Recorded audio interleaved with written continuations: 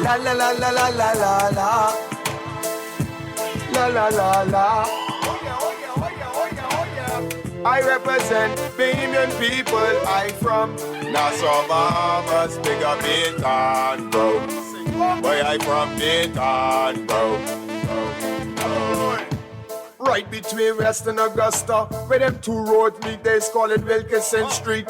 Manners and respect was like a sign blank check. It seems the ones that come in after quick to disrespect. You see, this life in the ghetto never easy. So many hungry days break till it grieve me. Way I doing the best I can, trying to turn my dollar to 100 grand.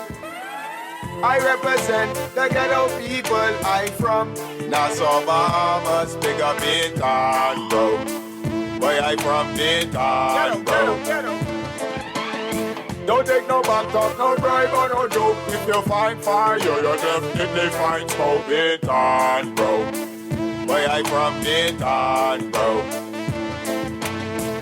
Baytown, I say up and running.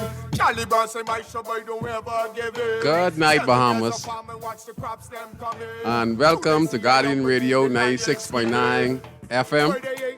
I am your host, Valentino, aka Scrooge, or Daddy, host of the talk show Inside the Inner City that premieres every Friday, except holidays, from 6:30 to 8 p.m. Our telephone numbers tonight are 323 6232 325 4316 and 325 4259. You can text us. I got to start reading the text. Let's get some texts. So I'll pay more attention because we know you'll be having such a wonderful conversation. So there'll be some text messages coming. I do read them, but I be more attentive. 422-GR96. Today's topic, we're going to talk about what's been happening in the country at large. We're going to talk a little bit about the union, and we're going to talk about character, because a lot of character was displayed out there. There are a lot of mixed emotion going on out there. And, some people saying that, we have a ghetto mentality on some of the representation that was going on downtown with a union demonstration, which I thought probably was needed, led by Belinda Wilson and a few others. And it was about,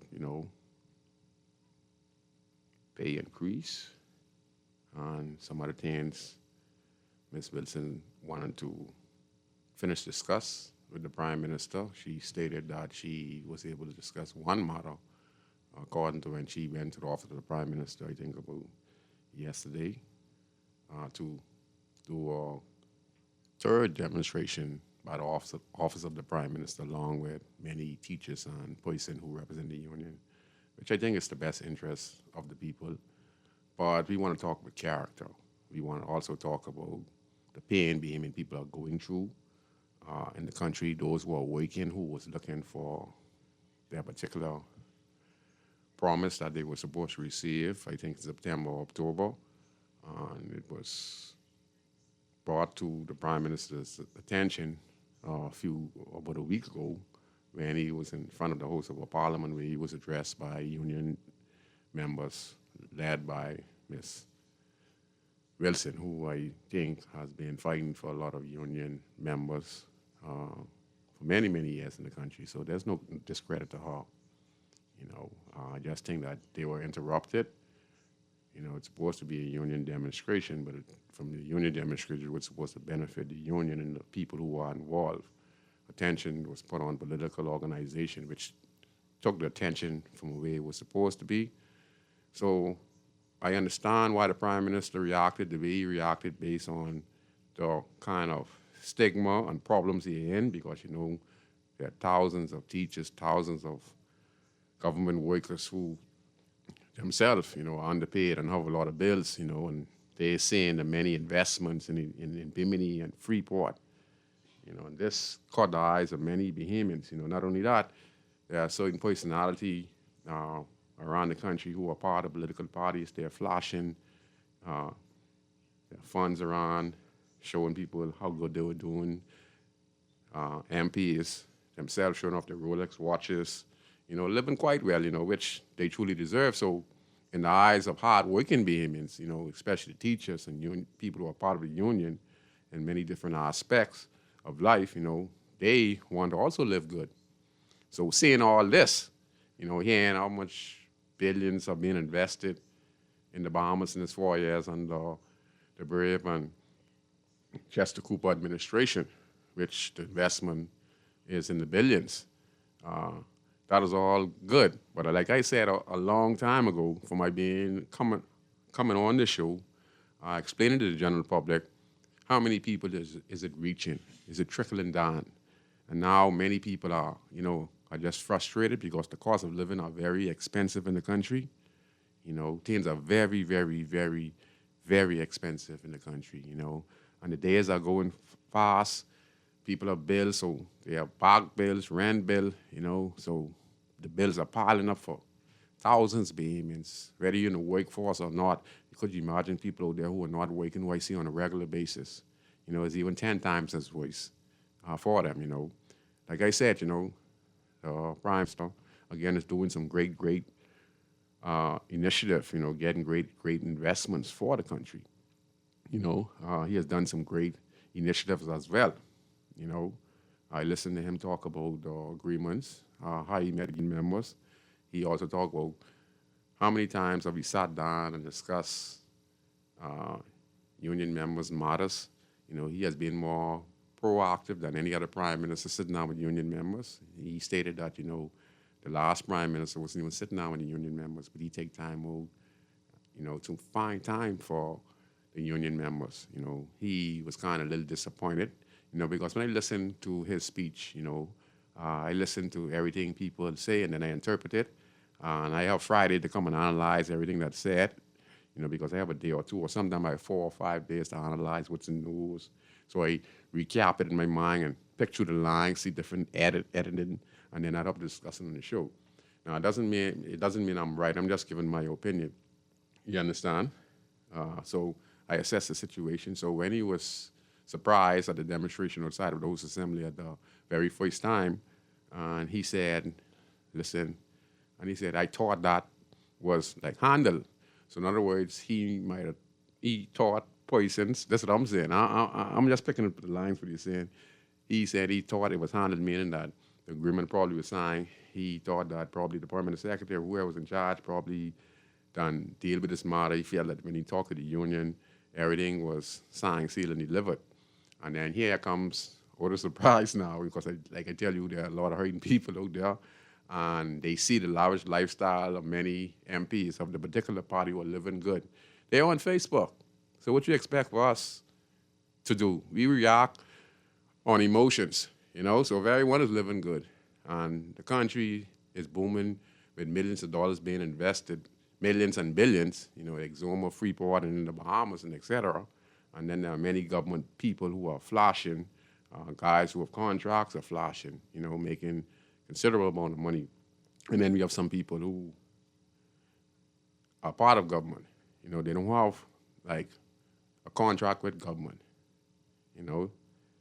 They, like, part-timers, And some of them have not got paid for weeks in advance, So I can understand, some of them make like $250, $260 the minimum wage, and some of them are the last to be paid. So you can imagine the stress on those individuals who are part of government, who are not getting a government pension, Could you imagine how they're living to tell their landlord that, we getting paid in December, a pay increase that is promised by the Prime Minister. But in the meantime, your bill is going to be piling up.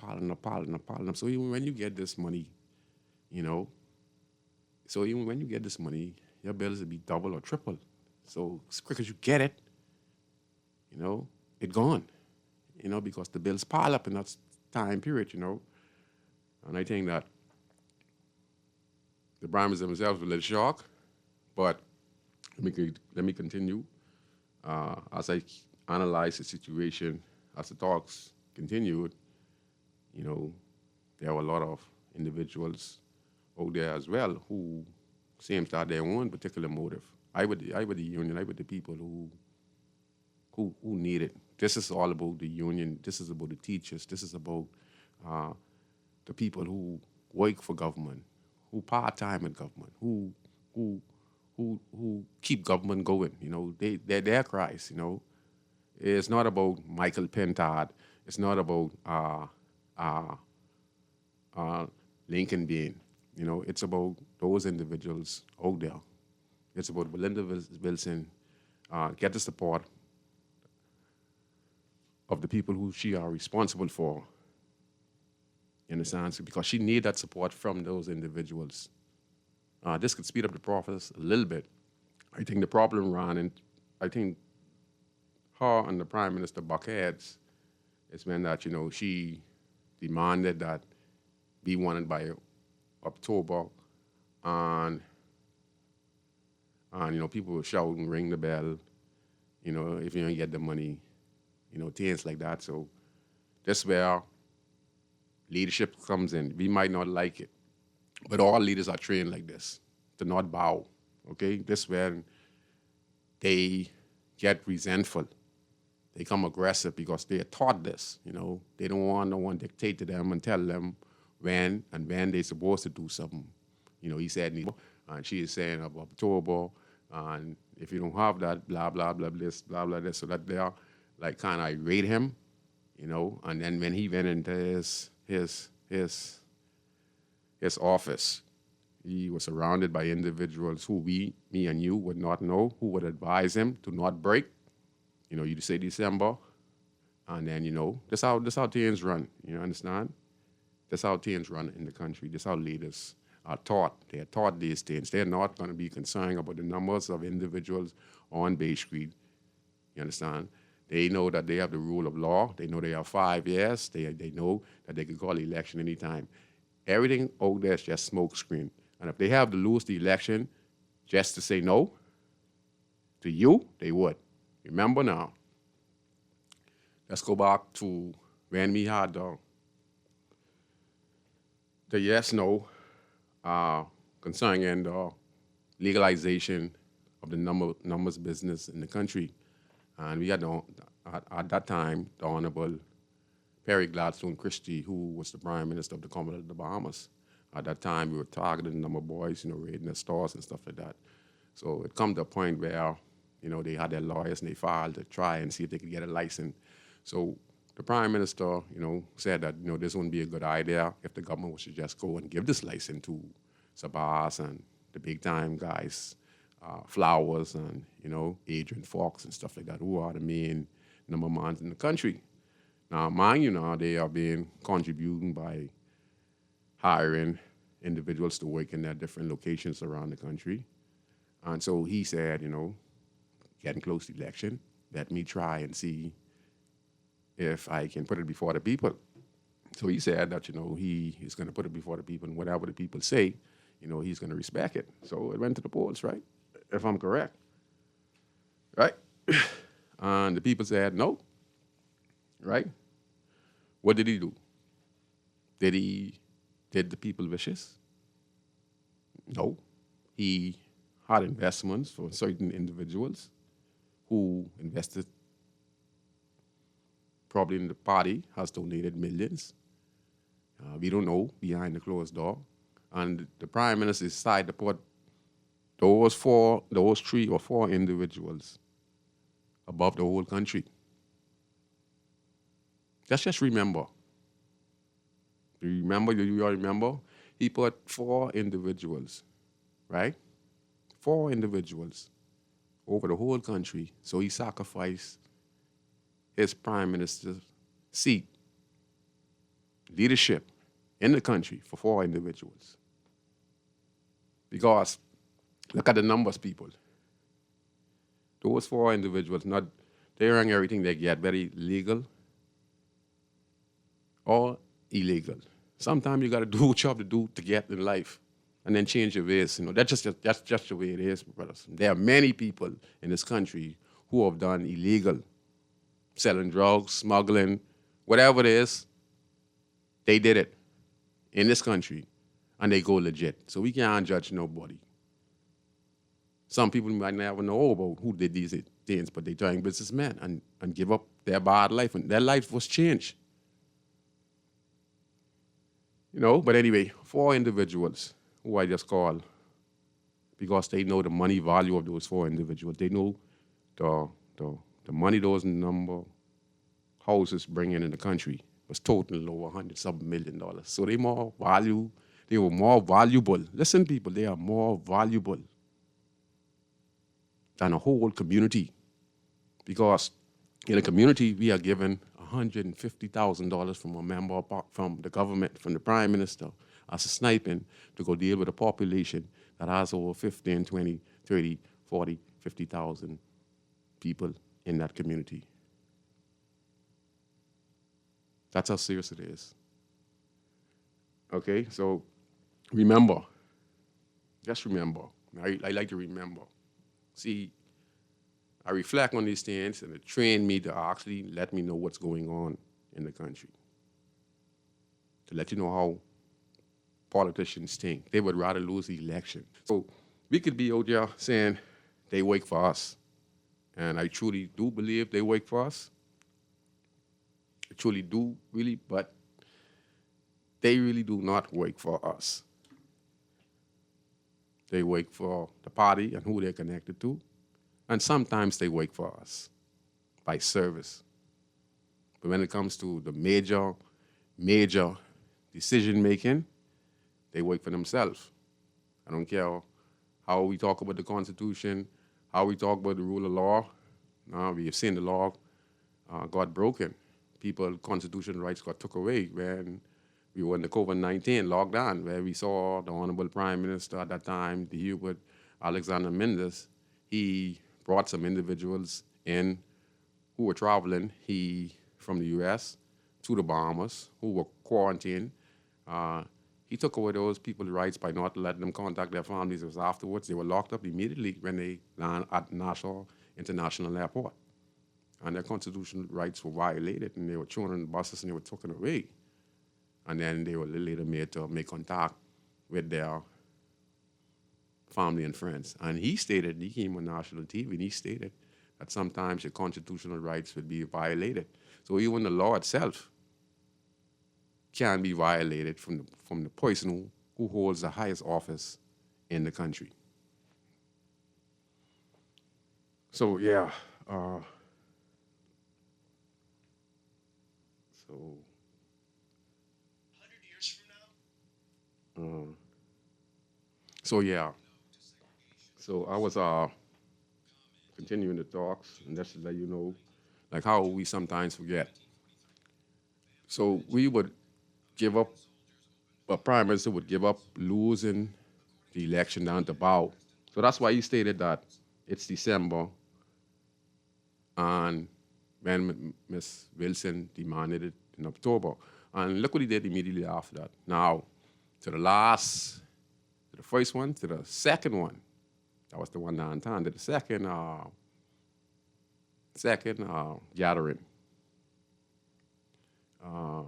We saw the prime minister brush her off, like she was trying to talk to the prime minister as he was leaving Parliament. First he talked and he addressed the public in the first one. The second one, he was annoyed. Now he himself, brushing off now, he's going to be prime minister. He decided that he is going to stick with his conviction, regardless of what the people say.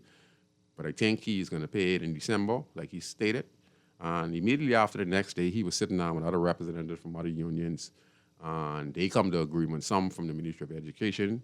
They were explaining different part of the Ministry of Education that were left out by the government, and it was reassured that they would also get their pay around that same time. And then he talked to the next union representative, but he has yet to talk to Belinda Wilson, as yet, because like I said, right now he's upset, and I don't think he's going to meet with her no time soon. All I think he's going to do is to keep his word, and hopefully the people, get their monies by by December or before Christmas, and hopefully, But other than that, he is going to stick by his conviction. He's not going to pay that because this where he has to show that he's the prime minister. Whether we like it or don't like it, this how government is run.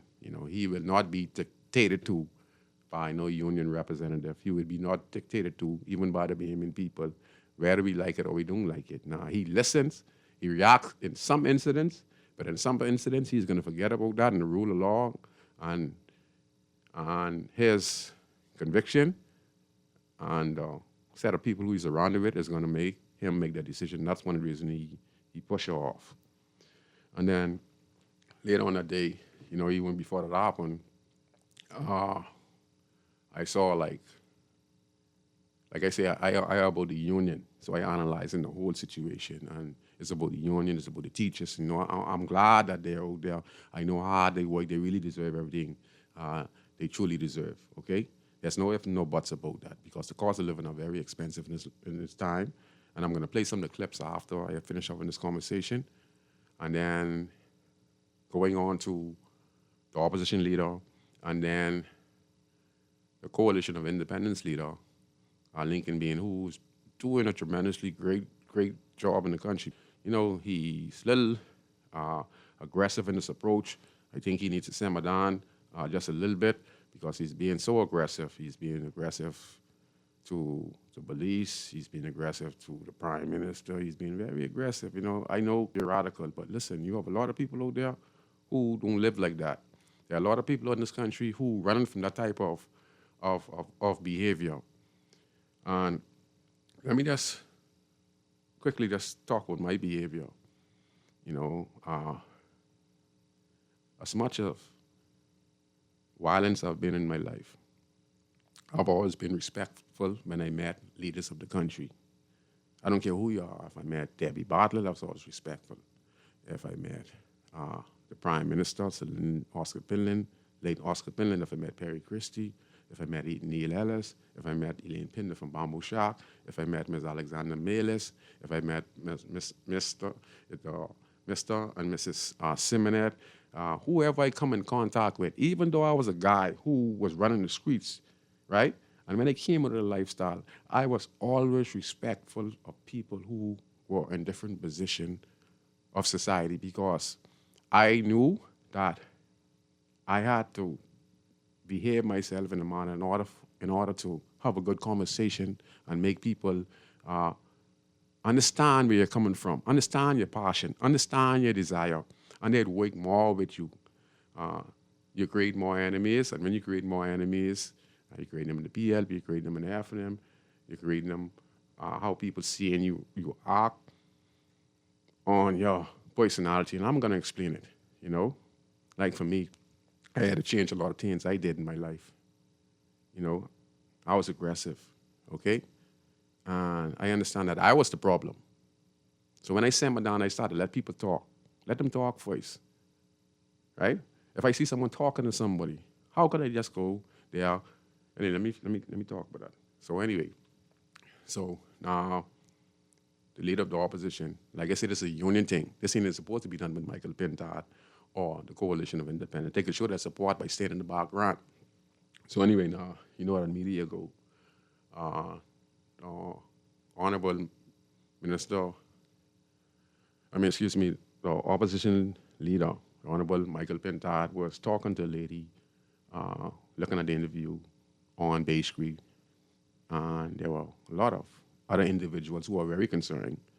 And he was talking to this particular lady, and I could be right, or I could be wrong, because I was not that person, but I just reading like what was going on in the conversation. It seems that he was talking to a particular lady, and then someone, we as Bahamians, when we see people talking, we never give them time to talk. We have a point to prove, so we would always want to be not too respectful. Like, you see someone talking, so the least you could do is let them finish up their conversation, and then you can say, excuse me, I'd like to have a word with your customer. Himself is the leader of the opposition. He's not special, okay? He's not better than nobody, okay? Let me just first say that. But at the same time, he was the position. So there's ways you go about things. So, you could wait till he finished talking. Now, like I say, I don't think I'm right. I'm just saying I look at and I'm analyzing it, the situation, what was going on. So he said, I think the opposition leader said that he wa he was talking, say he ain't talking to you, say he was talking to this lady here. Because obviously, if I'm talking to someone and someone else is interrupting me, most definitely I say, hey, hold on, give me a second, I'm not talking to you, I'm talking to this individual. So that's what he was saying. I could be wrong. And then we heard that the leader of the coalition, he said that you can't talk to this lady in that such a manner. Okay, that's interrupting. You're never supposed to be in the first place. You know, if the lady having a conversation with the leader of opposition, then have a conversation with the leader of opposition, and then you wait your turn. So anyway, now, there was a discussion where the leader of the opposition said one or two things towards the coalition leader, and it was said that, you know, he talked something about apartment. So things were said, and then we had a response from all these guys are vying to be leaders of the country. One done as an opposition leader, one done as a leader of a political party, third party in the country. So we're looking for leadership in all aspects of life. So now, when we listen, the discussion was now, blah,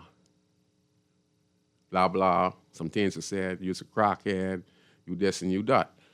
You know, then, you know, after that, you know, a few hours later, there was an apology sent from the leader of the opposition, leader of the Coalition of Independence, giving us an apology. The opposition leader, Michael Pintard, I think it's at Salem Union Baptist Church, which is in my community, which is a partner, one of my partner organizations, where I get them to assist the less fortunate in the Lewis Street, and Nay Street, and Taylor Street area, with back to school and many different programs like basketball tournaments and trying to empower the residents in that community. So, in other words, I'm saying that, you know, our character needs to be questioned. To me, I don't know who to give my vote to. You know, I just, you know, just be looking for something. We're just looking for something better, you know what I mean? We could be better, you know? And I want to play something, one or two of the clips. I see a caller's calling on the line. But I want to play and show you some character by some behemoths who was actually right there at these demonstration, and just listen to how this wonderful lady responds. Even though she is a little disappointed, but watch her attitude and how she addressed the general public and how she addressed the government. You know, she addressed them so beautiful, you know, so elegant, you know, like she is a born leader. And that's how we need our leaders to speak, you know, because what you do offends a lot of people, because people are saying that you're bigoted, you know, you don't want no respect for nobody because you're going in people's face and the people having a discussion. Yes, I can understand your pain for the suffering of the Berean people, but sometimes, you know, you got to be humble, you know. You got to be humble because you're fighting a battle, you know, if people, you know, if God gets your back, God get all our back. So we can't say God gets your back. It's who really truly believes and who God give the blessing to. So you can't say God on your side. And you know, because everyone God on their side, as long as you connected with God, you understand, as long as you praying to God and you're doing some of the things that God tell you to do the best of your ability, because we born in the sin. You know, so we all have God on our side, but some people have more God on them because, you know, they are more connected, you know. They are more connected with God. They resist the majority of temptation that is happening around them as much as possible, and they praise Him on a regular basis. So they get a little more blessings, you know. So some people get more blessings. That is the only thing that could conquer man, conquer weapons, you know, conquer the situation that we're in this country. But you also got to put in the works. You understand? So when I see that, you know, and then, you know, it's just tasteful, you know, and then, you know, you're a pastor, you know, I understand, but it's like you're sharing a side that people are running from. You know, people are running from. That type of attitude is in our home that we're trying to get rid of. You know, that is abuse. I'm talking for all of them. I'm talking from when Perry Christie stuck up his finger and all. You know, this is why he lost the election. You know, He lost the election because when he stick up his middle finger to the BMA people and he said, you gotta go come to him. You could go to God, but you gotta come to him. You know, these things, he was on his way of winning the general election, you know. But those same words that he said caused the whole Bahamas went against him. And that's why the Progressive Liberal Party lost the election based on those same statements that the former prime minister made. So all these attitudes we have to get rid of in our country, you know. These things we have to examine, you know, because I myself, as an individual, will try my best not to get in an argument with nobody. You understand? Because it's not a good example for no leaders in this country. In the House of Parliament, there's no room for it. And these things what should judge and decide if you should be a leader in this country. Because if you act that way, why is you the opposition leader? Or why is you the leader of a party? What you think is going to happen when you get to be leader of the country? What you going to do to somebody who offend you and they offending you, like how Carlton Francis offended to Lyndon Pinlin, or Edmund Moxie offended Lyndon Pinlin? You understand? But they were telling the truth. And what happened to them? You know, even though they were great men, they were scrutinized. And this day in our society, it's the same thing happened today. Anyway, we're going to take this one call. Go ahead, caller. You're on Inside the Inner City. Hey, Scrooge, good evening. How are you doing? I'm fine, sir. Good evening to you. Listen, this I would call it a debacle between her Royal Majesty's or His Royal Majesty's Royal Opposition leader and the third-party opposition leader, Lincoln Bain, was a very unfortunate act. I think primarily for me, protocol would have been established just as many persons call for the respect level for the Prime Minister of the country. The opposition leader should also be afforded that opportunity to be respected to that level. To actually view, I was not there on scene, so I don't know what would have been said or done previous to that video clip, because sometimes, when you only get segments of what is being seen or heard, you cannot get a clear picture. So true, but so true. Based upon the other evidence that came out after that, I would say that it's an unfortunate situation, especially if you're trying to convince the Bahamian people that you are prepping yourself to become the leader of this country. In saying all of that, I would say that instead of being in opposition between each other, because to me personally, I said, wow, I mean, is this all about jockeying to be the opposition leader, or do you go and you go to deal with the matters, national matters, as it pertains to the leader of the country? That's what I'm trying to figure and out. The policies of the country that you find offensive to the Bahamian people, My point or exactly. you find not to be in accordance with the wishes of the people. Do you go at the leader of the country, or do you go against each other, splitting and dividing still, that you're in opposition to try and get to leadership, but you're showing that there's a division between the parties? That didn't make any sense to me. So it's in favor of the PLP? Because them two are going to be doing like that, that means the voters are not going to be, they going back to the PLP. It was just crazy. It's just crazy. And the thing is, if you notice quite clearly, and, I don't want to be biased here because I know both gentlemen on a personal level. Yes, sir. I know Michael Pintard very well. His persona, his ability to keep calm even in the face of, do his best to keep calm in the face of when things are hot and heated. Yes. Michael would not go out of character. It is very rare, and I'm saying it respectably, calling him by his first name, because he is my friend.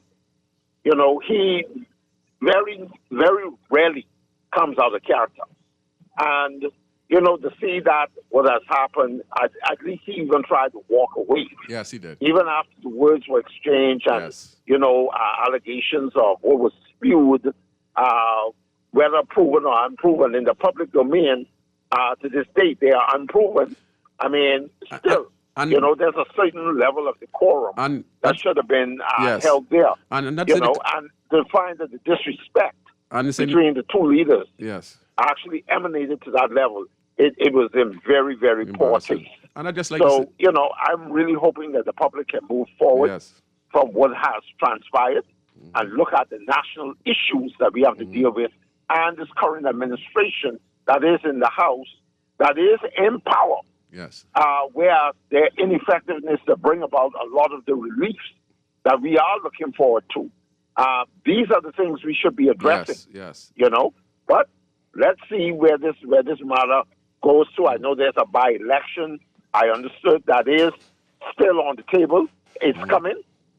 Whereas I am one of those who believe that, we should forego the by-election and just go straight to election to save the country, because this is the taxpayers' money now $1 million that you're using to do this by-election. Yeah, I think it's $1 million. And we can always nominate and elect someone to fill that vacancy in Golden Isle with a general election instead of doing this by-election. But anyway, let's see. It's just my opinion. Let's see what happens from here, and let's just watch how the chips fall where they may. Okay. So thanks for taking my call. I will continue to listen to the views of the other callers that may want to call in. So I got to understand what the temperature is like on the ground in their constituency and their quarters. Thanks for taking my call. Yes, you always do a wonderful job. Yes, thanks for calling in. Like I said, and then, like I say, you buy into convince the BME people to give you an opportunity, but, the comments you're making is not a person of leadership, because we know if you get out of anger, a person who get out of anger, see, I used to person I used to get mad. And when I get mad, I used to be a demon, right? And you make crucial mistakes. What I had to learn? I had to learn anger management. If I didn't do that, and learn how to apologize, and I mean apologize sincerely. I apologize to some of the roughest and toughest guys in Nassau who were gangbangers just like me. So when I would go to the nightclub and stuff like that, they started to get out of life of violence. It was very difficult. And one of the reasons I got out is because when I went out, I stuck to my plan of not troubling them no more. And when I had an opportunity to stand up, or if I go to buy a beverage and they were in present, I would say, man, look here, brother, let's try squash the vibe, man. You know what I mean? I said, the eye serious just like me, and you could do the same thing as me, man. Let's just try a way together and make some money together, man. And listen, now we would be trying to kill one another, but this little one apology changes everything now. And we became good friends. So many of my enemies became my good friend. You understand what I'm saying? So apology is a very serious thing, but also you got to learn anger management. If you don't learn anger management, people. Learning self-control, you're in big trouble. We're going to take this next call. But then let me just say this. The comment made when the leader of the opposition said to Michael Pintard when he said he was a cokehead and all that stuff. Listen to me. I don't want to hear all that stuff. You could point fingers at people. Who can cast the first stone in this country? Some of us is excuse my language, is be doing closet crimes. Right? Some of us is too coke and we just hide it.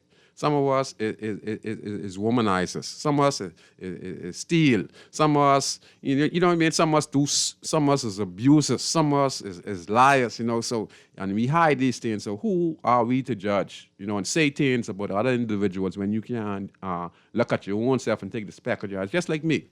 I don't criticize the young guys out there who are doing foolishness. I'm just saying that, we have to provide better opportunities for them, and they have to make better decisions, because I was just like that. You understand? So I learned and I changed my life. So we can't just be saying, he's a crackhead. So what have you? So what? What's going on in your life or other people's life? Who are we? God said none of us are perfect. So you think because the pastor inside the church sitting up on the podium, he don't have a sweetheart, he married and don't have a sweetheart?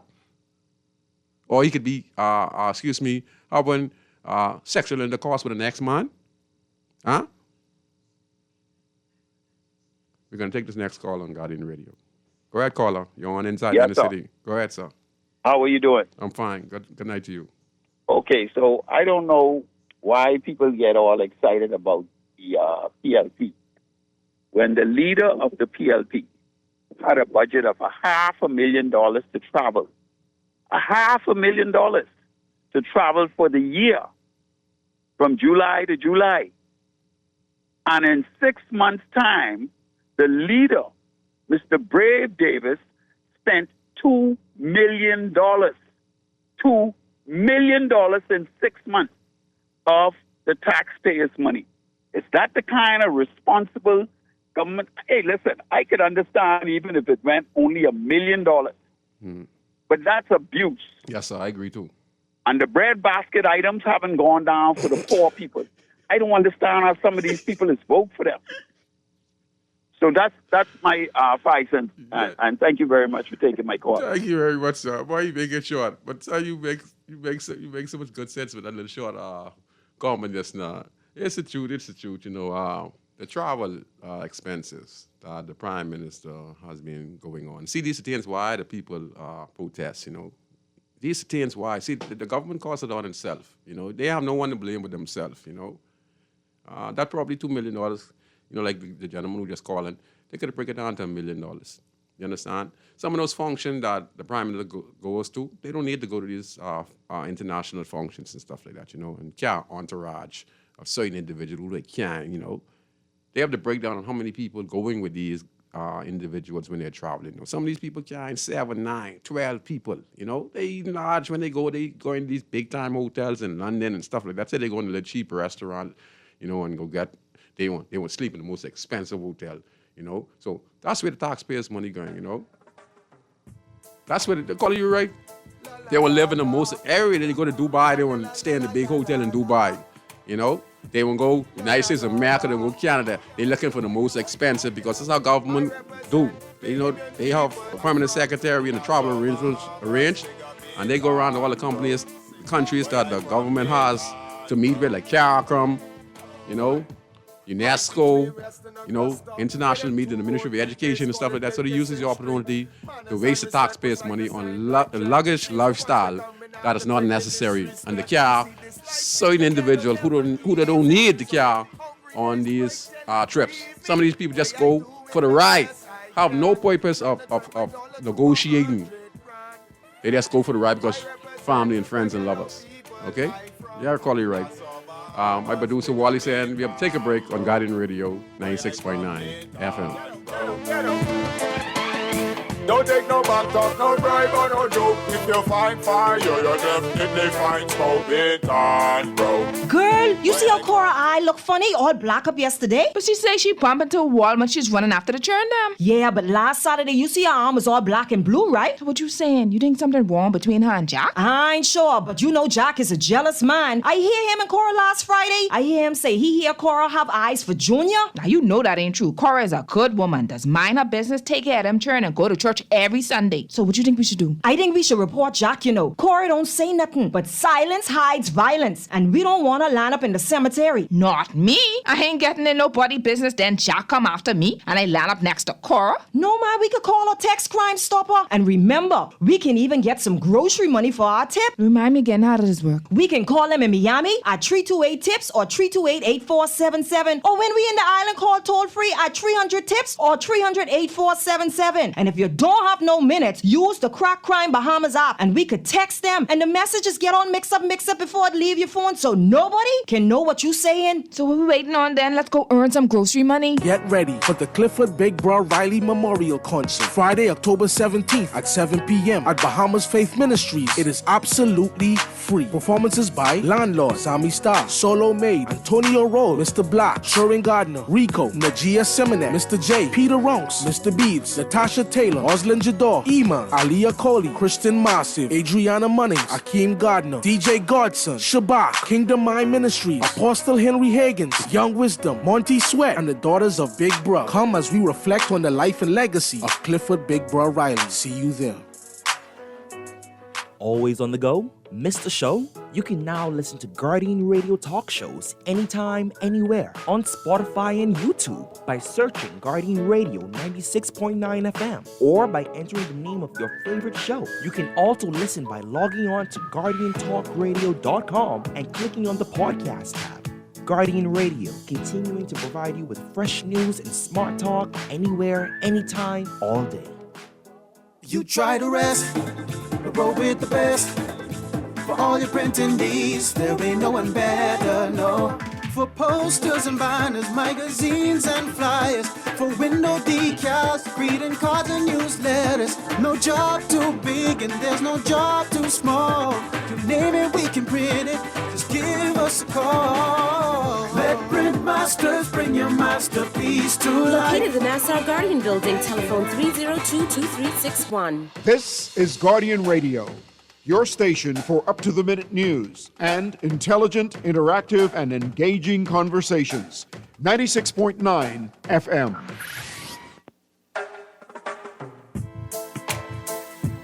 La la la la. We're back on Guardian Radio 96.9 FM. I'm your host, Valentino O'Brien, host of the talk show Inside the Inner City that premieres every Friday at 6:30 to 8 p.m. My other nicknames are Scoochie or Scrooge or Daddy.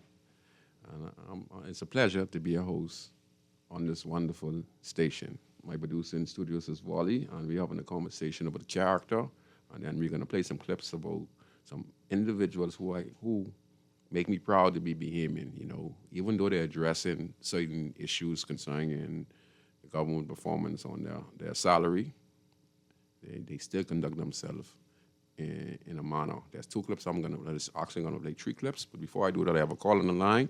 And then Hear it to the Bahamian people that they don't like that. So the least things he does, they're going to want to push him to the side. But think about this, Valentine. We have everybody that come to this country bond together. The Haitian bond together, the Jamaican bond together, the Filipinos bond together, the everybody bond together. What is wrong with our people? Could never see any of us climb to the next level to help the Bahamian people. We were dealing with two governments in this country. And let me tell you something. You know what bothers me most of all? Is that when our generation grew up in this country and see how we made so many mistakes because people can take our money and buy people vote and could take our money and take your other people, and we have people standing up in the road who sleeping under a building, sleeping on the sidewalk under a building, and nobody, not one PM, has ever questioned our Bahamian men and women who are living on the bridge. Yes, ma'am. Not one. But the minute Lincoln Bean say something to Pintard, and Pintard ain't no saint either. We're just talking about Pintard. Let me tell you something, okay? This is what we do in the Bahamas when we believe that man is God. God is the higher being over Brave Davis, Pintard, and Lincoln Bean. And he has a right to talk to Pintard like that because he was never hitting the league as an opposition leader who has powers to do things in this country. He did nothing. It is very frustrating. What is he trying to do? This man went on radio and told us we will never see our natural resources. Dave Davis says he's going to give us something, but he don't think it's going to be $100,000, but he said Lincoln was selling dreams. Let me tell you something here. It's time for us to stand up for Bahamians in this country. It is time for us to come together. You see something, say something. Don't throw a man, a good man, under a bus because he uncovered things about the bad corruption that is going on in this country. When since, I'm 75 years old, Valentino, nobody in any government has ever given me $1,200 to replace myself. You know when you left the doors open for people to come into this country, you know you have people in this country who don't have anything, who don't have nothing. Okay? They went into Foxhill and knocked down a building with the man in the flipping building. It's a good thing the man's son run to stop them. These people don't like Bahamians. These people already expressed who they are here for. This man went on the National Stadium and said to the world that he's going to stick with the Haitian people. But our people are dying in the hospital. Our people are sleeping under the side of the roof. Our people are hungry. Our people are sick. Our people are mentally drained. Lincoln is mentally drained. He is tired of the same bureaucracy we have for 52 years. We don't have the purse to pay nobody. We don't have the purse to pay nobody. But I'm going to tell you something. Your Bahamians, you're going to stand up and do what you have to do before you don't have a country. Because you can't run to the United States now, because I don't blame Donald Trump. He's throwing you out, so you better stand up for your country before you don't have a country. The people we let in here and take care of, they now don't like us. Good saying. I agree with you, Mom. And like you said, what we are, one Bahamas, right? We're supposed to be, and we need to get together. How is it we're going to get together? Man, we have 50,000 people who are part of the PLP. We have 50,000 people in charge of the F&M, right? We have a mixed population of Haitian nationals who live in the country, right? Who would show their support to either the Free National Movement, either to the PLP, right? We have leaders of the church, right? We have different clergy, a part of all these organizations. You understand? So it's like this. Here's my thing. People encourage other people to pull them together so that they can show unity. And there's a lot of people out there, fighting for like I say, a lot of rights, And she gave a mouthful. I understand she's very passionate, which I agree. You know what I mean? But like I say, she talk about the struggle. She talk about the hospital. See, all of these things we have been discussing over the years on this show. And that's the reason we're having this show. Because like she said, 52 years. And this is what any government comes into power is going to have to deal with. The same issues with the unions. As far as I'm concerned, the unions are the first things supposed to be dealt with in the first year of power when you come into government. First thing you're supposed to do is to deal with the union. That is key. And this is also not about someone fighting for a particular party. It's about self-discipline. It's about how you conduct yourself. It's how you influence others. Our country, when you talk about it, our country is a violent country. You don't think we should try now as leaders and let's try to change the mentality on how we do things in the country? Look at our country. Every day we seeing people row in the streets, row in parliament. What kind of example is for us if we're looking for leaders? Look, let me give you a prime example. I live in H Street area. I used to tote all kind of gun, right? Train all kind of guys. Go in the area now and see what type of person I will represent in my community.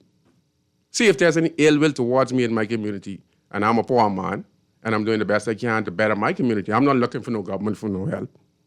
I'm getting my help from God and the connection who I make. And I'm making great contribution in my community and my country. So it's not like, we need to get together. But it's hard to get together in the country because you don't know who to trust. See, we all seeing this wolf in sheep clothing. And I'm talking from Brave Davis. I'm talking from Michael Pendarcos. I'm talking Lincoln Bain. I'm not saying, we don't know when you get power how people change. I watched the softest set of guys on the streets who were the softest set of guys. And the minute they get power, they get money, they completely change and become the worst set of people in the world. You understand what I'm saying? And we watched their attitude and watched them develop. And we said that if this one, I'm not talking about one individual, I'm just talking about the streets. And we said, if this guy here get power, he gonna be there in all of us. Because we already see his attitude. You understand? So it's about personality, is how you set an example. I'm talking about all of them. All of them. I'm talking Brave Davis. I'm talking Michael Pentard. And I'm talking Lincoln Bain. Because personally for me, I think that all their way on how they address the Bahamian public, on how they tell stories, and we could read through the lines, it's not going to work for us. You understand? Because we know exactly what we need in this country. We need a government that is for the people, to bring down the cost of living, to work on housing, to provide a greater community for people to live in. Because the communities we live in, these inner-city community, are not livable. That's why we're not producing the athletes and the citizens we're supposed to produce in this country. You understand? But putting pressure on the government is what needs to happen. But I also want you to understand, the phone line is lighting up. I'm going to take this call right now. And I support any government or any initiative that benefits the BMN people that I'm a part of. I serve on the Ministry of National Security for over 20 years, non-paid consultant. Up to this day, they're signing a new contract today. Free, giving them advice on what they can do with the crime issue in the country. So we're going to take this call. Go ahead, caller. You're on Inside NCD. Hey, go ahead, caller. How you doing, man? I'm fine. Good night to you. Listen, I just want to elaborate on what you're saying. You know, I think we have brilliant people in Parliament, but we cannot understand why they can't come together or work for the common good of all Bahamians. For example, right, both sides of the aisle, they could come together and say, look, what are a few principles we can work together to help our people? For example, education, healthcare, yes, living accommodation, food.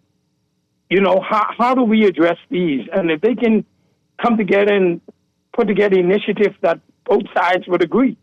I mean, outside of all the fighting backward and forward, look, we are one people, man. We have to, you know, for example, we talk about food security, right? We look at every island. We have to begin to take inventory of what we have, what we can grow, what's coming from the seas, and begin to build storehouse for every community. Every community should have a storehouse of how many people in the community, what we can produce, and how we're going to feed people. You understand? Yes, sir. This is simple. We're in the technology age. We can go in every community and go to every household and take the name of every person who's in the house, whether they're a single parent, whether they're elderly, and we can actually modify our proper storehouse to feed these people, integrating the business community. If I'm a business person, right? Yes, sir. I don't have a problem giving $500 to $1,000 to help to the storehouse in the community. Yes, sir. Because I know who in the community, but we need to be strategic on who in the house. Did they work? Who they are? Yes, sir. How can we help them? Yes, sir. You know what I mean? The single parent. And strategically, we can help them in the event of natural disaster. How can we do this? And we can do this through an app. There's so every representative can do an app right now in their that constituency. say who are we? What the jungle will say, who are we? Yes, sir. We can do who are we? And we can say, in my community on this road, Miss Thompson lived there. Miss Thompson have a mother and a daughter and an old elderly person. In the event of natural disaster, we can be able to help what they do, what their needs are, who's working, who's not working. And like that, we'll be able to eliminate crime. Because if you know who's living in the house and they're not working, why are you not working? Yes, sir. What are you doing? Yes, sir. You get an idea, and then we'll be able to do a community ID. Yes. If you're not here, if you don't live in here, you need to be here. You understand what I'm saying, right? You make some good points, sir. I mean, Pete, we need to do it by community, step by step. Yes, sir. And have the business community contribute to assist with it. But when they make it evasive and broad, yes, sir.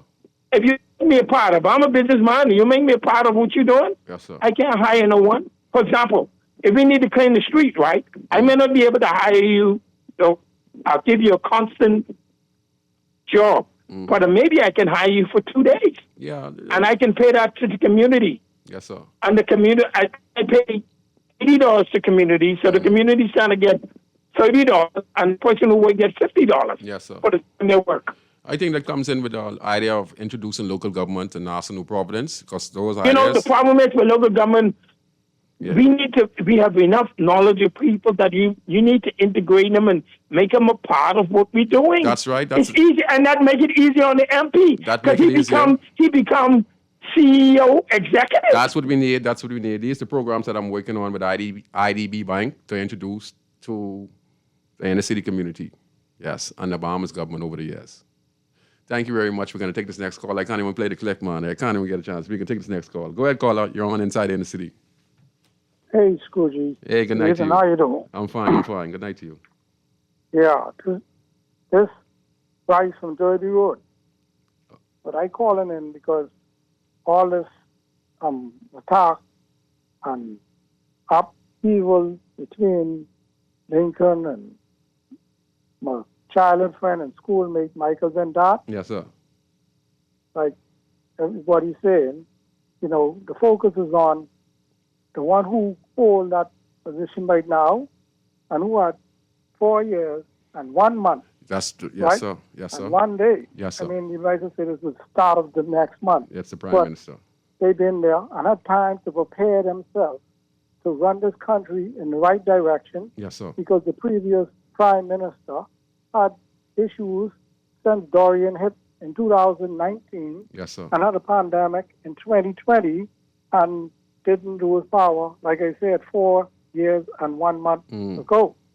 That's how much time this present leader of this country had to, I really hate to call his name, you see. Yes, sir. So we talk about food security. We talk about protecting the Constitution and stopping them from bringing in these foreign people and creating a new voting bloc. Yes, sir. You see? So someone called on, I think his Dwight show, and said from Cat Island, they waiting for him because he ain't doing nothing for them. And in his constituency on the island of San Salvador, where I am from. Yes, sir. You see what I'm saying? And I want my cousins there to know that my family and the properties that we are entitled to and control, that when Lincoln talk about each person getting 1 acre of land, I can basically say, if they were to not be giving too much homage to people who are saying they've been serving them for years Yes, sir. and not helping them, I would rest assured, do the right thing, and 1 acre of land is a joke because I can account for over 5,000 acres of land in San Salvador Yes. that we are entitled to, and to help other people them get 1 acre of land. And what did it say, Scrooge? If you basically squatting on someone's land Yes. for more than 12 years, That's your own. that you can apply to own it. Yes, sir. Makes sense. Yes, sir. Thank you very much. A lot of people give the good comments, and I appreciate each and every one comment because every one of you make a good contribution to the show, and everyone has their opinion. But like I say, it's all about character and how you present yourself. From the leaders, some of them, over anxious. The passion is there. So let's level it down and just see how we can make this very interesting and fight what's right for women. But me, I really don't know government. The only thing I really know is God, and keep on blessing me, and I can keep on doing the little things I can do in my community, step by step, and help develop my community. For the community. This is not something I'm doing for them, and it's something that I have to do because I was chosen to do it. I love to help, and that's all I like to do. From all my life, I've been helping in the community, whether it's basketball tournaments, still cleaning up the community, building community centers. I'm trying to bring a tourism industry to that community so I could bring some small business in that community to help the population of poor people in that community so they could have a better life. So I enter the politics of things. And my attitude is how I deal with people in the community. I deal with people with all kind of different attitude in the community, and I know just how to get along with them. I know just what to say, I know just when to listen. So this is about attitude as well. That's how you conduct yourselves. You don't act with anger because we are a country of violence, and we're trying to change that. We want our kids to grow up with a more loving and kind heart. We don't want them to be so aggressive because we see what aggressiveness leads to. 100 murders per year. Okay? Abuse. That's what it leads to. The same tone of voice that used to be flinging around leads to that. I was a part of that. And there's no one who had a bigger role in that. I was one of the big roles who played in that. So I understand there's no one out there who will tell me nothing out there about that life. And I understand the consequences come of that life. You understand that tone of voice, those individuals. You know, I've seen it over and over, and I watch them come and go. So you got to know how to deal and change yourself, make yourself a better person, you know, because you have a country to save and you have people looking up to you. We are a violent nation. You know, if some people want that type of approach, you know, that's the old way of doing things now. We stick in, rub it in, you know, don't say you're soft, but let's be respectful, you know, because like I say, it saved my life. Trust me. Okay, we're going to take this next call and I'm going to play some of these clips. Go ahead, caller, you're on Inside in the City. They left? Okay, and like I say, you know, I wish those who aspiring to be leaders and future leaders of the country, there's nothing wrong with that. Maybe someday I might decide myself, because I could give more after accomplishment. That is not my goal, you know, but maybe I could accomplish more. That's why persons want to be leader of a party or be a member of parliament, you know, because they feel they want to do more. And maybe if God chooses it, but my desire is just be in the community and do the best I can. That is MP-like, you know. That is being God-like, you know. But some people say, you know, you could do more if you get in there. You could get a little snipings to do some more programs, and you don't have to wait and you get government connection to BPL and social service and waterworks to do some major programs in the inner city community, you know, for the plans that we have for the area, you know. So, yeah. Okay. I just want to. This is the Prime Minister response after the two protests, and he respond. So I'm gonna play it, and then we're gonna play one more with this young lady, and this next lady show you the suffering pain that we speak on the show about the pain and suffering that the people are going through. I'm going to play it right now. This is the Prime Minister, Brave Davis, responding to the recent protests on Bay Street and by the office of the Prime Minister. Confusion over promised pay increases for thousands of public servants. Prime Minister Philip Davis addressed the nation Tuesday night, saying the national salary review is complete and has been made public. He also suggested the Bahamas Union of Teachers and the Bahamas Public Service Union are grandstanding, adding he doesn't work under the dark cloud of threats. The national salary review is complete, and tonight it will be made public. While the review did not include every category of public servants, the same methodology will be applied to ensure increases are extended across the wider public service. This includes our teachers, whose hard work and dedication continue to shape the future of this nation. It's the most comprehensive review of public service pay in decades. It examines every grade, every scale, every allowance, and every increment.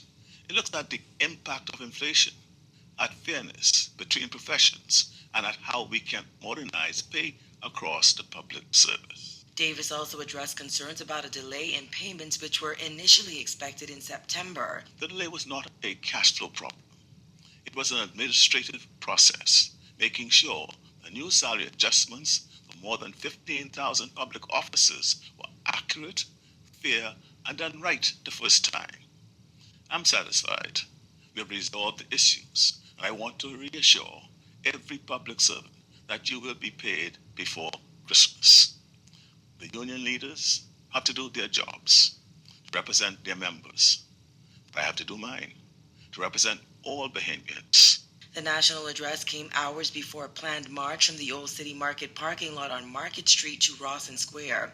Davis was set to meet with BUT President Belinda Wilson and BPSU leader Kimsley Ferguson on Tuesday, but canceled after Wilson made certain comments following their initial meeting on Monday. But while we were still at the table, one of the union leaders made a public threat to call a national strike if I did not agree to the terms being demanded. Now I understand emotions. I understand frustration. People want results. But when both sides are still talking, the respectful thing to do is to finish the conversation. So instead of continuing on that kind of dynamics, I decided to speak directly to you. The Prime Minister revealed he is set to hold meetings on Thursday, asserting they achieve nothing by exchanging words in the media. This coming Thursday, I will meet with Sandra Major, President of BECAWU, and representatives from BEMU to continue that national conversation about how we keep moving forward together. Reporting for the Guardian News Network, I'm Veronique Tude. I just want to comment, and then I'm going to play the next clip of this wonderful young lady. Okay? You heard the comments from the Prime Minister. He said he's not going to be dictated to. That's all ladies to do that. Don't listen to nobody. I tell you, I've been around to London, Finland. I've been around Perry Christie. Hey, I was also connected to Hubert Ingram. Remember now, I used to voice and brought Hubert Ingram in the inner city community from Baintown on Hay Street Park when he did his interview. Remember when he was in Baintown, when him and Tommy, former Minister of National Security and opposition representative, the late great Dr. Bernard Nordich.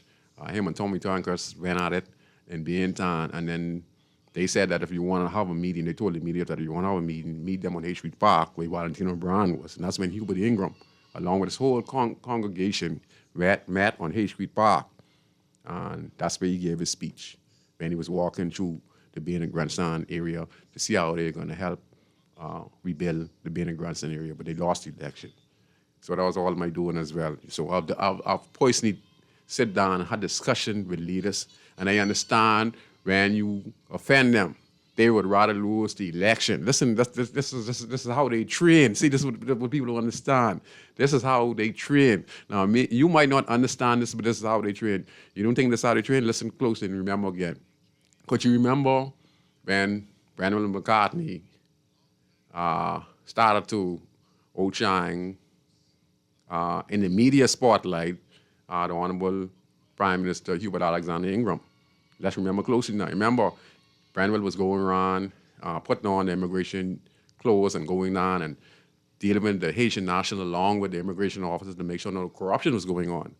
Then there were complaints made and orders were given to Branwell, must he coming from the Prime Minister, to cease some of the operation.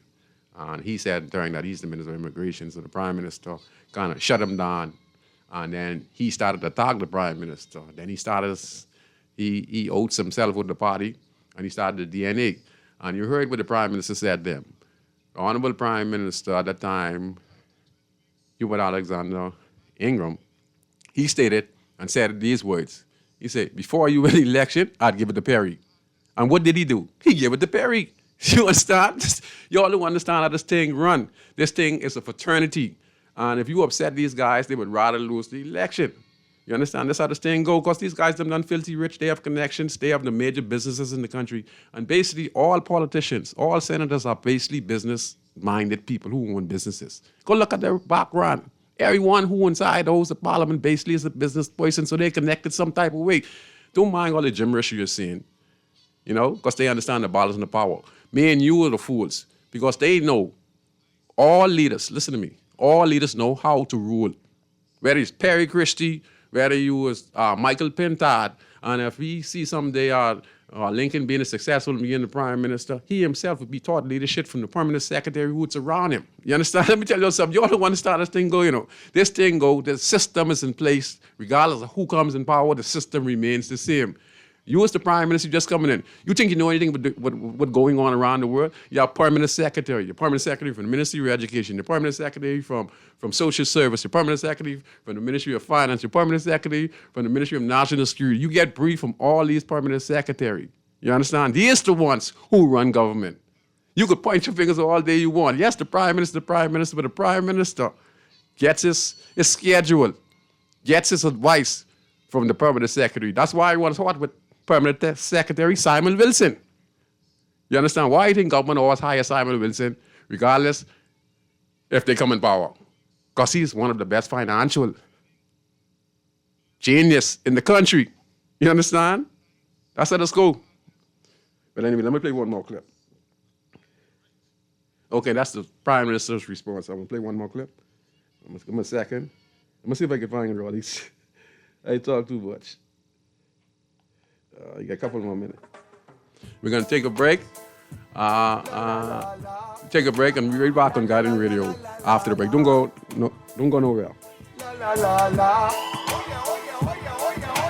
Girl, you see how Cora eye look funny, all black up yesterday? But she say she bump into a wall when she's running after the churn them. Yeah, but last Saturday, you see her arm was all black and blue, right? So what you saying? You think something wrong between her and Jack? I ain't sure, but you know Jack is a jealous man. I hear him and Cora last Friday. I hear him say he hear Cora have eyes for Junior. Now you know that ain't true. Cora is a good woman, does mind her business, take care of them churn, and go to church every Sunday. So what you think we should do? I think we should report Jack, you know. Cora don't say nothing, but silence hides violence, and we don't want to line up in the cemetery. Not me. I ain't getting in nobody business. Then Jack come after me and I land up next to Cora. No, man, we could call a text Crime Stopper. And remember, we can even get some grocery money for our tip. Remind me again, how does this work? We can call them in Miami at 328-TIPS or 328-8477. Or when we in the island, call toll free at 300-TIPS or 300-8477. And if you don't have no minutes, use the Crack Crime Bahamas app and we could text them and the messages get on mix up before it leave your phone so nobody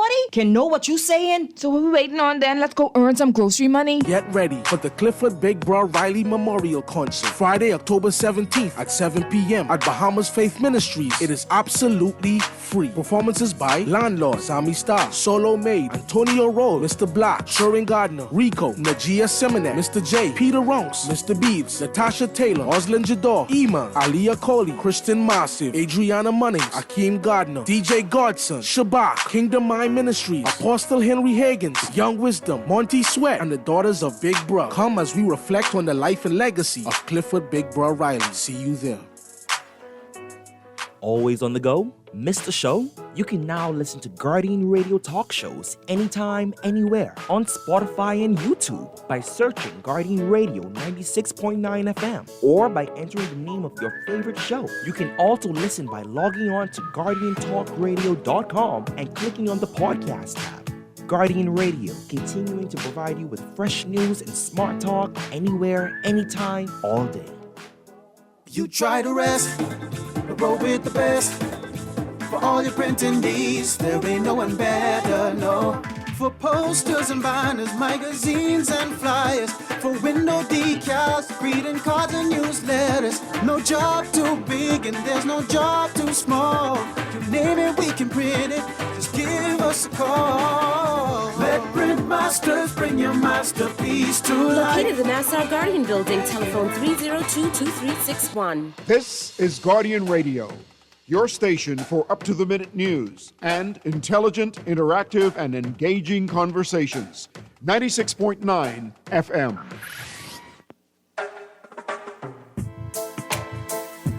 La la la la. La la la la la la la la. La la la la. Good night. We're back on Inside the Inner City on Guardian Radio 96.9 FM. I'm your host, Valentino O'Brien, host of the talk show Inside the Inner City. For me, like when we talk about leadership, for me, I personally had private meetings with prime ministers in this country, ministers of national security, ministers of education, ministers of so many different departments, top brass pastors like Neil Ellis, and stuff like that, the late great Miles Monroe, right? And when it comes to the leaders, not the church and stuff like that, I don't trust no man. I don't believe in no man. I won't put my trust in no man unless that man is honorable. There are a few persons I know in this country who are honorable, like give their word and they mean what they say. There are few persons who and I pride myself like that. I am a man of my word. I might not deliver when I'm supposed to deliver, but I keep my promises, all right? And there are few people in the country who are honorable, who I would put my trust in because they're honorable and they're men who are going to keep their word.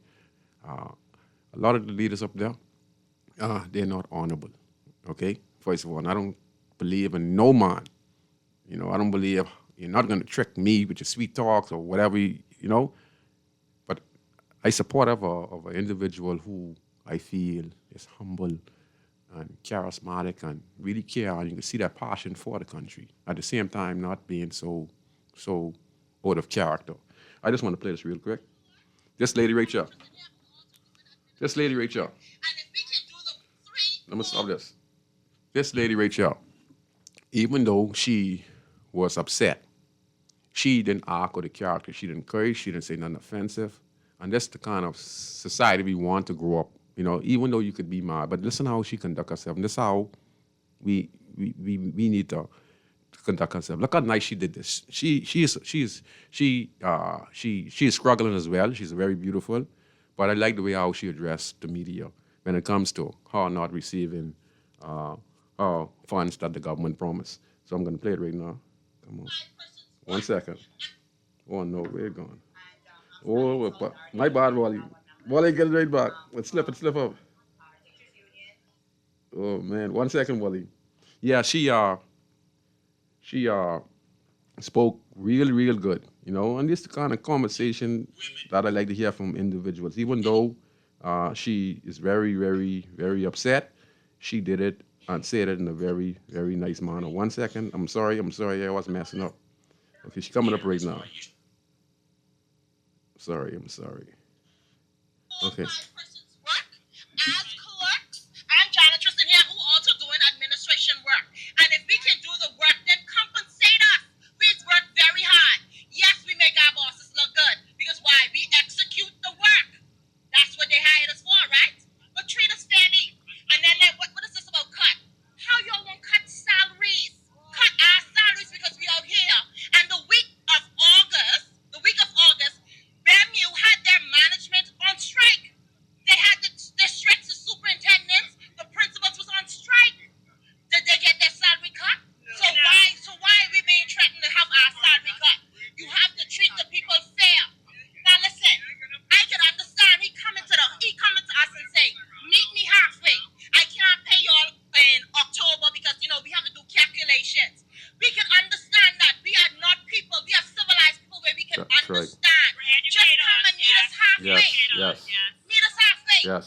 The minister Piagova came to social media and she said the managements will be paid She did in say that. July and the other remaining staff will be paid in September. And the week before September we are not paid. And then on the review, after looking at the review, She is right. Ministry of Education is not even mentioned in the review.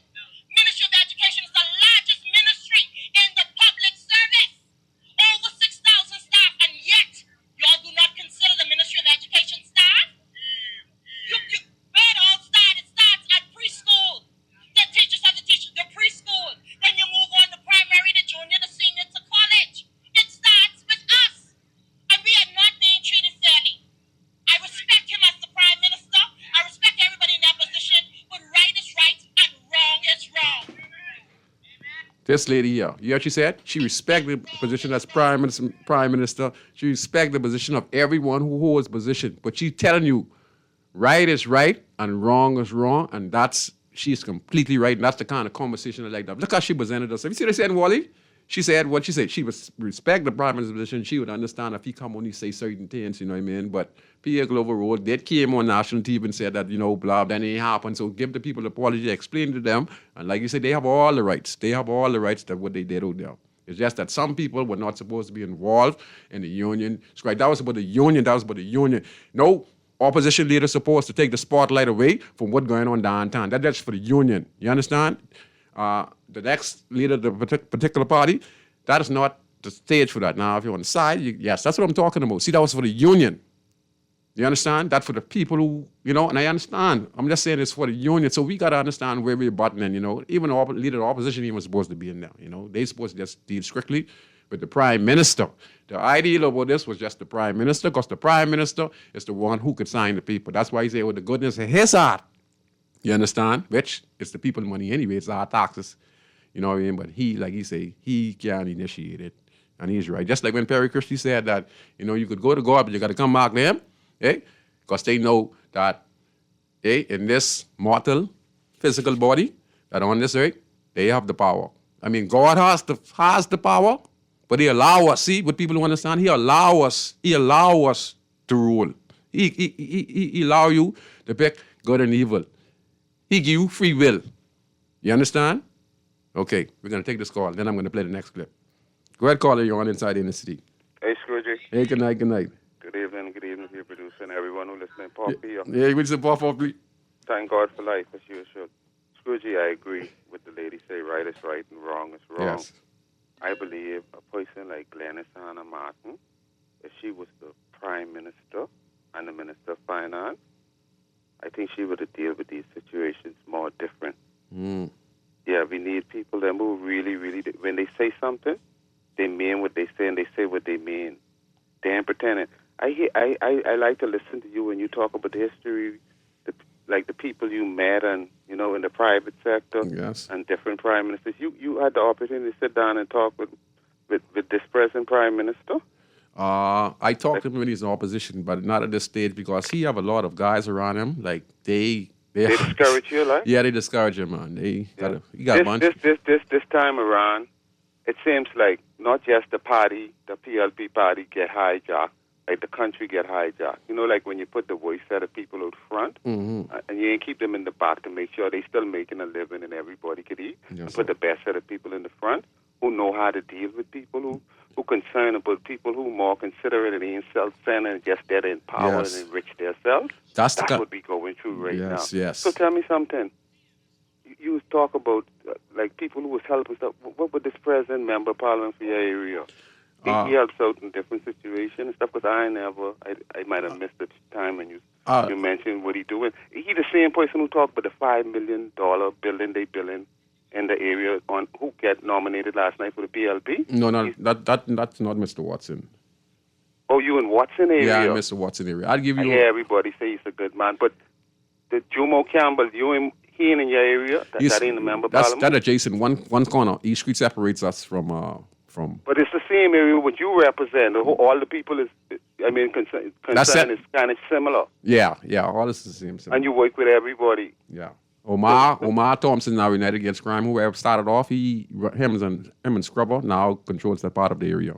So what they doing? They making the place better? Yeah, so Omar Thompson. Yes, he's doing a terrific job. Okay. And the building, that's really $5 million. It worth $5 million. How it look? Describe it for me, because I think that's the one what you're talking about in NASA.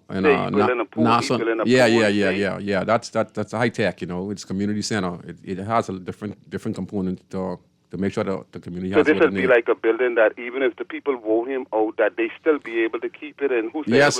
That's government. See, okay, that was sponsored by the IDB Bank. Okay, because I was wondering if one person to spend that much on the bill. The people deserve it, right? Whatever it is, but that was handed down. Where the funds was coming from. That $21 million handed down 15 years ago under the leadership of late great Dr. Bernard Nordich, when I am still a non-paid consultant with the Ministry of National Security, and I had private. You don't have no problem in letting them know. Non-paid consultant. Non-paid. See, I don't. And they say how much millions of dollars we spending now on consultants? $90 million. All right then, and I give some of the greatest consultants to this country when it comes to how we can fix the Bahamas, when it comes to small business, when it comes to community development, homes, local government, development. That's me. So I don't be into people who talking to the talk, but you got to go in politics and all that. Yeah, you might have to, but you still could do some great things. Look at the great things I've accomplished, Yes. Because I know how to get along with people. I know how That's what I was getting at. I know how to communicate. That's right. That's why all of them love me, because I know how to get along.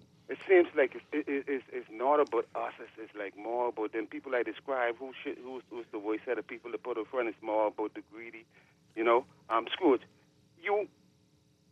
So like these different parties and stuff. Like, what you suggest? You think these people, especially in all areas, the young people and the people who might not be encouraged, they feel discouraged. You think they need to go there and get registered to vote and stuff and play a role in this and try to make a change in the community? Because, it'll be... Scrooge, I talked to someone about you. I asked them what they think will happen in Scrooge. They say the people who vote for you in your community. Someone who live up there on the hill somewhere close to the tower. Yes. And that's Mason. People say, they believe the people who vote for you. That's Mason Edition. You know why? Because everyone know me over the course of my life. I always committed to helping people up to this day. So what you suggest, like how you say, you're doing a lot without being in politics like that, right? Although you know everybody, you think they should be encouraged to get registered to vote, or just... They should, because their lives are at stake. But when they get registered to vote, they should have a plan, like what they need for their constituency, so they know what they're voting for. So would you step forward and maybe if you don't even run, right? Would you suggest to them who you think is the best person, or you could just... I would just look at the background of all candidates from both political parties and see how their attitude is, if they're kind, if they're considerate, if they're a person who you should elect to be a member of parliament from the coalition, from the PLP, and from the Free National Movement. And I'll use my voice. You hearing anything? Because I heard a little while now. I understand the PLP, Watson man, your member of parliament is one of them who they was saying that they might not give a nomination. So would you encourage him, even if he don't get a nomination from the PLP, to still run? And would you suggest to people continue to support him if he... That's useless to run against the party. It's useless for him to go run against the party because all this mechanism is the PLP. If him to go as an independent, he would completely lose because he don't have the resources. He's a poor man, He ain't got no multi-million dollars like Sabas. Sabas can do that, but not Mr. Watson. And you think the same way with you if you don't be with one of those major parties or something? I think I could get sponsors from the individuals who I'm surrounded with, as long as they know I'm going to go independent. I'm just saying, if this was to happen in the next 5 years, not now. I'm just saying, I'm keep on developing. I want to do some more things in my community to see some things established. Not only that in the country, learn some other stuff, right? And if I was able to accomplish that and I say I could do some more, then I'd make myself as an independent candidate. I could get the sponsorship from the people who I know who would be more than happy to assist me. Yeah. They would be more than happy to sponsor me to make sure I have funding to do my campaign. But I already have my plans for the community that I'm going to run for. It means that I know they need housing, I know the parks, people need small business, they need development.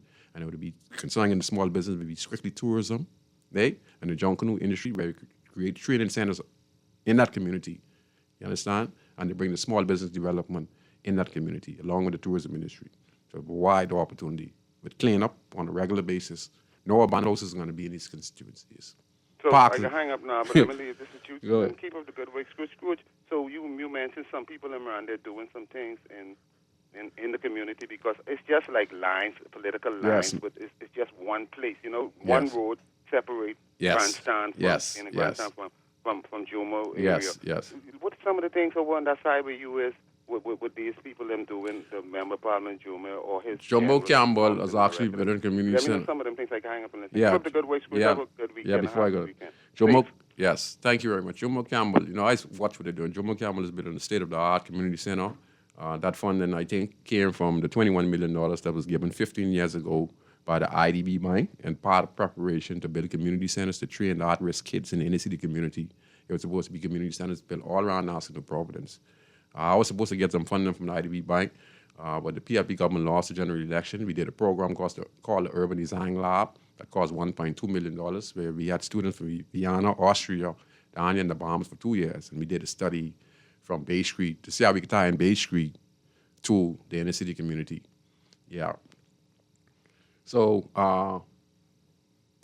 Romo Campbell is doing a standing job, because he's building the center and he's doing some other programs. If you ask me, is it enough? No, but he is trying, and they have to be creative. You understand? It's a very tough task if you don't have the right set of individuals with the ideas, because you have guys like Omar who does community work. So that's one of the persons who he would link up with to make a difference in the community.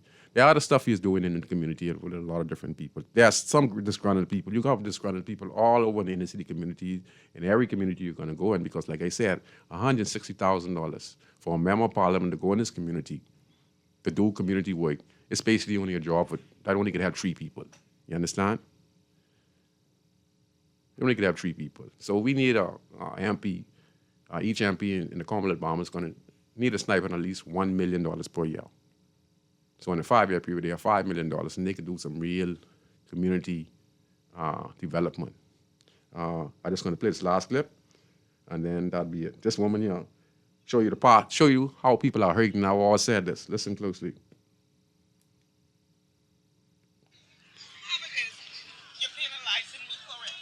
I don't get hazardous pay. This is my salary. My mortgage is $100. Tell me, where do I go? Tell me how you love me. Sometimes Mr. King said, give me food. Okay? Well, I learned a promise is a comfort to a fool. I need that money like today. Today would have been my mother's birthday. She would have been 92. And they treat her bad in the same field. I need that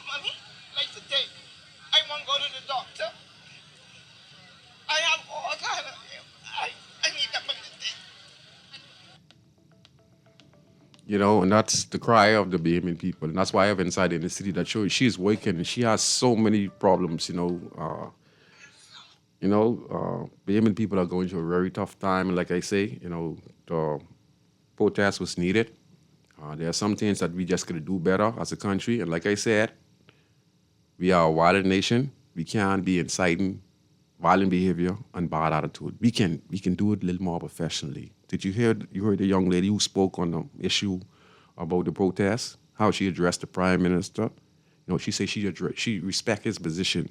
She respect everyone else's position, right? But she said at the same time, right is right and wrong is wrong because the prime minister promised it. Minister Pia Glover Road, she advertised it and announced it that people would get their money between October and September. That didn't happen. People was expecting that. The prime minister gave no excuse. He probably forget or the permanent secretary and push it. And now people, Belinda Wilson led a march, 3 marches. And now, first one, that was a negotiation. The second one, the prime minister brushed her off. Third one was by the office of the prime minister, where she went to address the prime minister with a letter explaining the 17 things that they'd like to discuss. She said that there are 17, and she said that they'll discuss one, they need to get to the rest. But the prime minister, I don't think is not going to meet with it no more.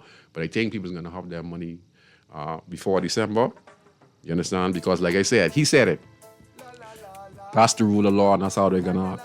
To all the callers, like I said, I wish each and every one from the PLP, the Free National Movement, the Coalition of Independence, I just wish the best at how you conduct yourself a little more better, in order to gain traction in the country and also to gain people respect. Because a lot